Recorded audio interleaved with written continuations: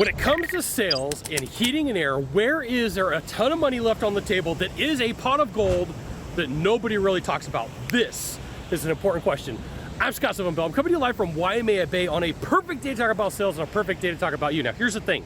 You come out here to the North Shore, it's not uncommon to be on one side of the island and have it be perfectly sunny and come over here and there's some scattered rain clouds. Now, some of the best rainbows I've seen in my life happen out here at Waimea Bay. And the pot of gold at the end of the rainbow for you is ductwork. And you're like, Scott, are you freaking kidding me? No, like there's people who talk about systems, there's people who talk about indoor air quality. And don't get me wrong, there's money to be made in both of those, but one of the most commonly overlooked places for people to make a sale is in ductwork. And there's a couple of reasons for it. One, airflow is completely misunderstood by a lot of the industry. Like when you take a look at how much knowledge is out there for airflow and how many classes there are, there's not very many compared to all the other technical skills. So a lot of people don't understand. You go to an old system that was originally designed to be a furnace only, and then somebody went in there and added a coil and added a line set and added a condenser and did that with a heat pump. They never went back in and redesigned the ductwork. So it's an airflow issue. Okay, so that's one. Two, when you take a look at it, it's efficiency issue. Like when you start doing the math on how energy efficient most old ductwork is, whether it's sheet metal or gray flex, oh my goodness, there's so much room for improvement. Three, there are companies out there that want one-day jobs. They look at a job and they say, we can change out a system in one day. We can have two guys come out here and take out some boxes and put in some boxes. We call them furnaces, coils, condensers, heat pumps, air handlers. But when it comes to redoing ductwork, there's people out there that just, they don't want to crawl through an attic. They don't want to crawl underneath the home. The reason I bring this up is as a technician, sometimes you need to be where everybody else isn't.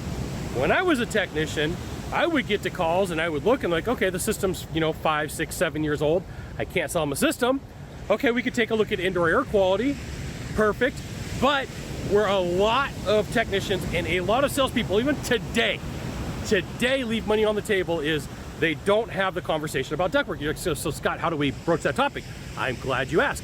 This is one of the reasons why you should join HVACTechSecrets.com, because I'll give you some goods. I'll give you some word tracks. Like, hey, if you were to go out and buy a brand new car, would you want to keep the old interior? People say, no, that sounds freaking ridiculous. Same thing with heating and air. Well, everybody else has told me to keep it. Well, everybody else has told you to keep it because it's a lot of work to change it. It's easier to change the system. So I was talking to one of the guys that I know that tests. He's a HERS rater in California, which means he goes back and tests systems.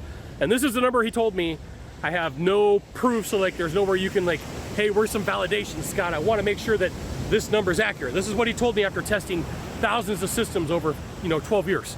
He said that if you go from R4 ductwork to R8 ductwork, it's a 15% difference in efficiency. So people are being sold two-stage systems, variable speed systems, variable speed compressor systems, and they're not addressing one of the issues that's going to rob them of energy efficiency. So you, as a technician, got to get really good at having the tough conversation and saying, hey, look, I'm sure whoever came out here was all well-mannered and wanted to do the right thing for you, but let's have the real conversation. The reason you're not getting the most amount of energy efficiency is A, you probably don't have enough insulation, B, the ductwork has been installed incorrectly and so the sizing is wrong. Now, at one point in my life, I was BPI certified, got that certification like 2010, I let it lapse.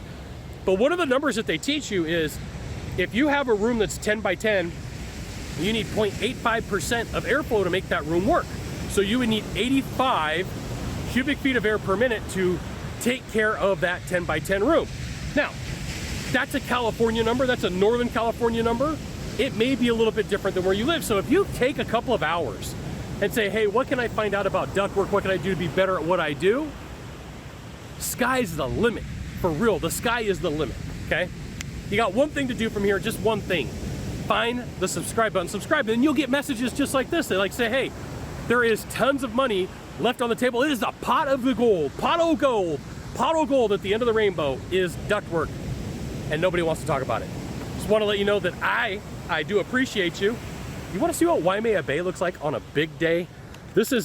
Today they have everything blocked off. So you got the shore break, which is known for everybody going body surfing in here, and over here on this rock end, you got the rock that everybody jumps off of. And then over here, oh my goodness, I was out here in 2016, and that's where they had the Eddie IAQ surf competition. 65-foot wave. Boom!